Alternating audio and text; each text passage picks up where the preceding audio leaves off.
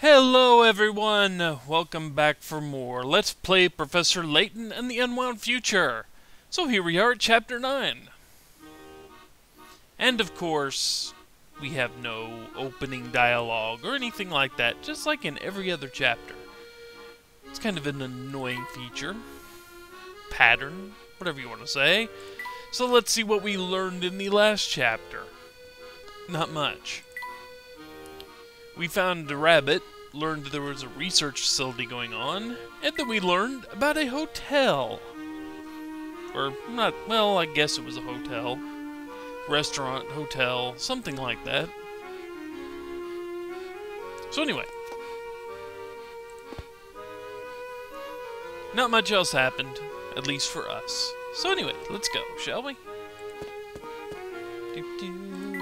You still have nothing new for us, believe it or not. Even though we're in a new chapter, a lot of people we meet won't have much new for us. Yet. Except for you, you will. Hi there, friends. Did you find the fellow you've been chasing? Unfortunately, no. But I'm confident we'll corner him at...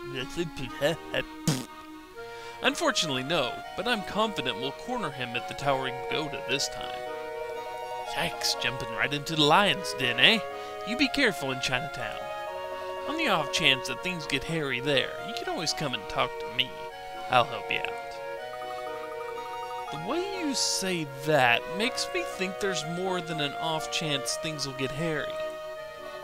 Not at all, my small friend, but you know what they say. Hope for the best. Prepare for the not best. The not best? Don't you mean the worst?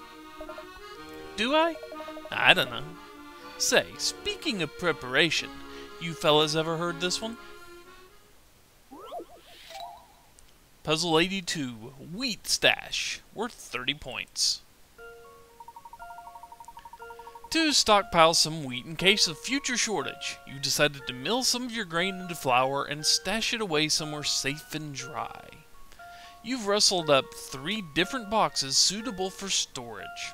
Which of these containers will store the most flour?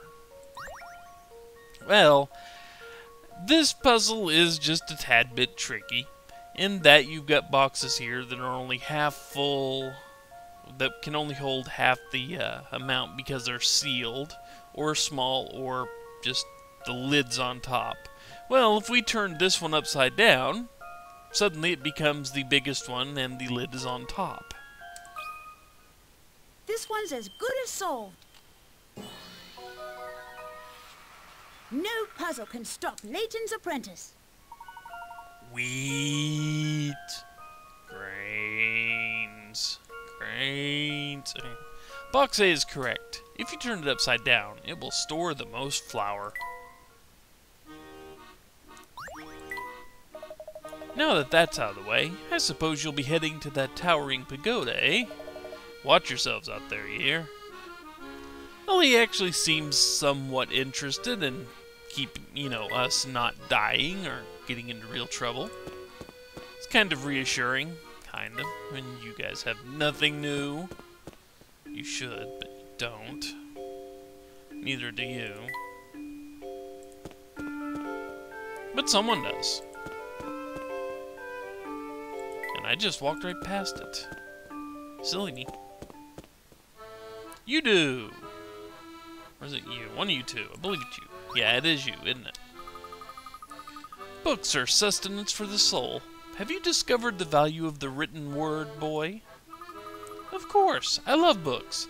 I've read the Sherlock Holmes stories at least a dozen times. I have too, strangely enough. Believe it or not, I actually have read the Sherlock Holmes books a whole lot. I got a collection of them when my grandfather passed away back when I was about 10. Really, really good reading. Books are tricky things. Some are enlightenment made physical, while others are just so much paper. Only by reading can one sort the worthwhile from the worthless, or the wheat from the chaff, and that really would have tied into that last puzzle. I never thought about it that way. Yes, within books sleep 1,000 puzzles. Here's one more. Huh?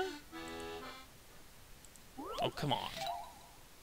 Number 83, Shelve the Books, worth 30 points. Arrange the 5 books below into the green bookshelf while following these rules.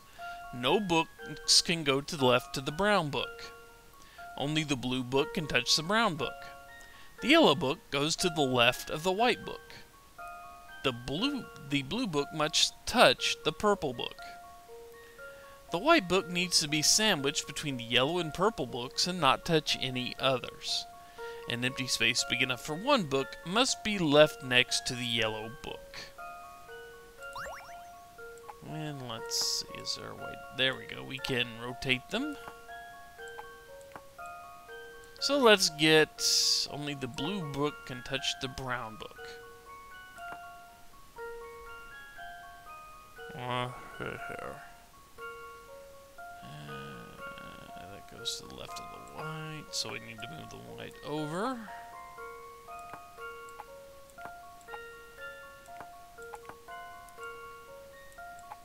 You gonna let me turn it?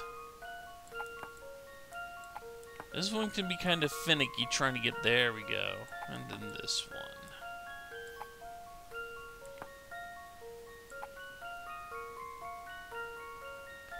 And let's see, this would fit the bill, except for the fact that, well, the yellow book doesn't have space next to it, does it? White book sandwiched between yellow and purple, yep. Must be left next to the yellow book. Only the blue can touch the brown. Well, this would fit the bill, like I said, except we have no empty spot here. But we can do this real fast. Like that. Now the blue book is still the only one touching the brown. There's the space there, and all the other requirements are met. How about this? I knew it! Book smart. Placing the blue book sideways at the top is the key.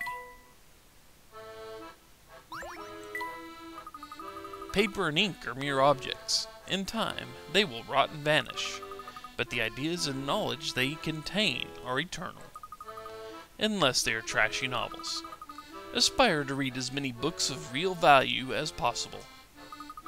What about Sherlock Holmes? Are those books of value? Oh, absolutely. They are the filet mignon of soul sustenance. You know, I could argue that they were pretty much just written as pop culture back in the day, but then again, so was Shakespeare, so who knows? Yay! And he's happy. But unfortunately, you really don't have much new for us here. Same thing we've seen a million times. Or at least 5. Maybe 3. Can't remember. Oh well. Can't remember how many times I've talked to her so far. And now, if I'm not mistaken, yep, new hint coin just showed up there for no reason whatsoever. Yeah, figure.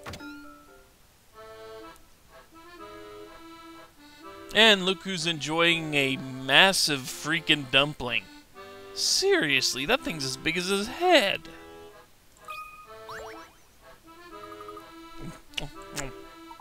Hello, Barton. How goes your investigation with the inspector? I was just taking a break to reflect upon a case the inspector and I were on the other day. I see. Well, what exactly happened on the case? We had to chase a suspect across the river, but I can't remember how long it took. Puzzle 84. Crossing the river. Worth 30 points. 4 police officers are attempting to chase a criminal across a river. However, the boat can only hold 2 people at a time. The first trip across takes 1 minute. But since the rower gets tired, the second crossing takes 2 minutes if the same person rows, the third takes 3, and so on, getting slower and slower each time the same person rows. In minutes, what's the shortest amount of time it'll take 4 police officers to get across the river? Well, let's see, you got 4 over here. On the first trip, they take 2 over. And the guy who rowed stays behind. So now you have 1 here. And then this guy rows. Well, let's see. 2, you get 2 here. 1 leaves behind. 1 goes back. So that's 1 minute there and 1 minute there. Then on trip 3, let's see, you have 2 left here. You still have 2 left here.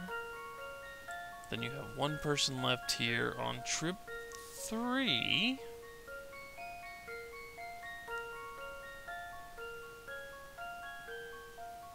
You have 2 going across. And it can still be a different person completely rowing.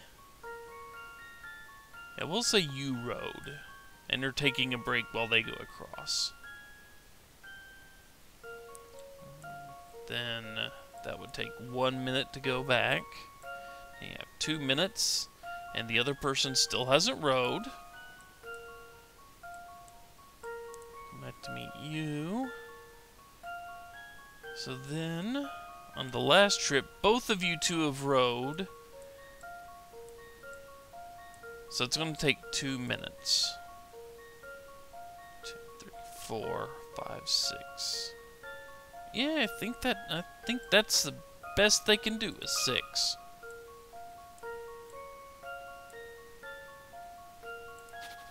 Yeah, can't even make a decent 6. There we go. Let's see if I've got this right.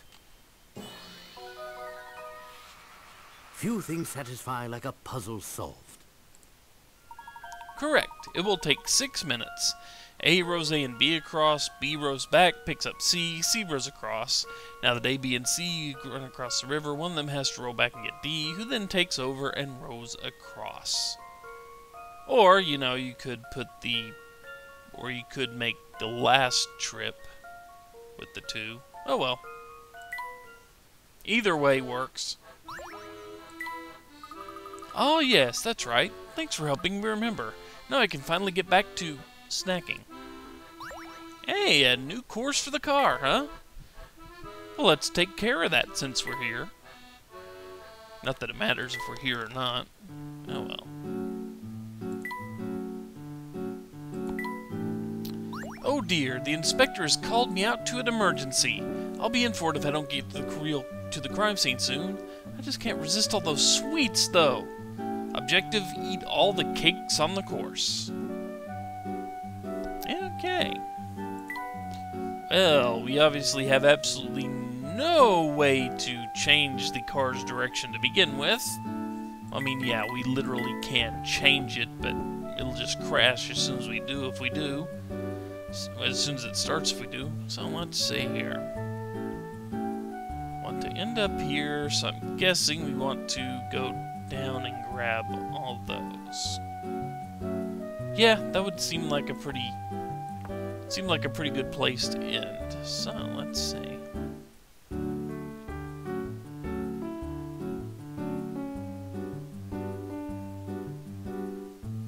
I wonder if I can work backwards here.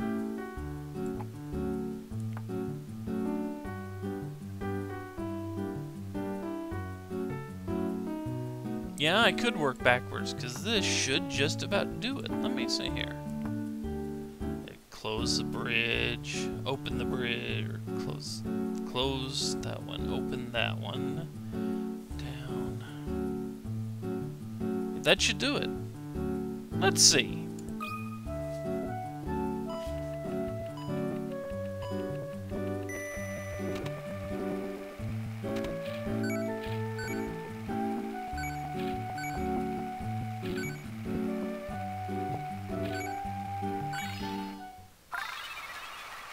Working backwards. Works in many things, apparently.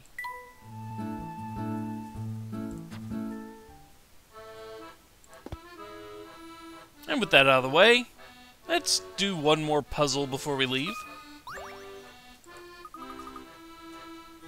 Welcome to Pepper's Noodle Palace. Welcomed again. Hello there, Pepper.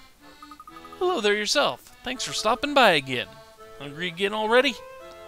Actually, I'm still quite full.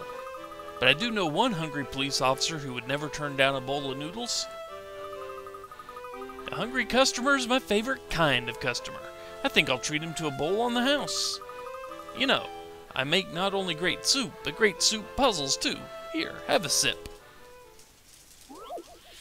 Puzzle 85. More noodling around. Worth 30 points. Bowls of plain noodles and pork noodles are lined up in a row at the counter.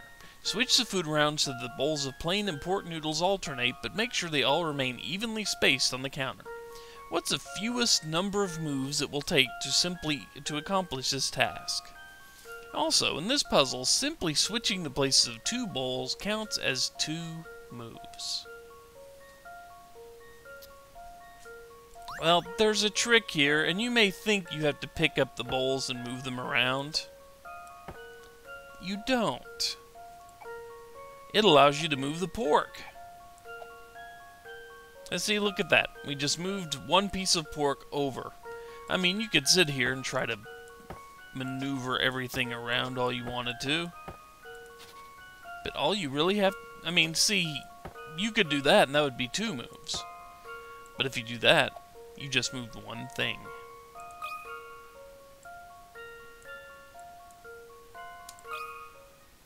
Here's my answer. Phew, that's a relief. Easy enough. That's using your noodle. Just move the pork from one bowl.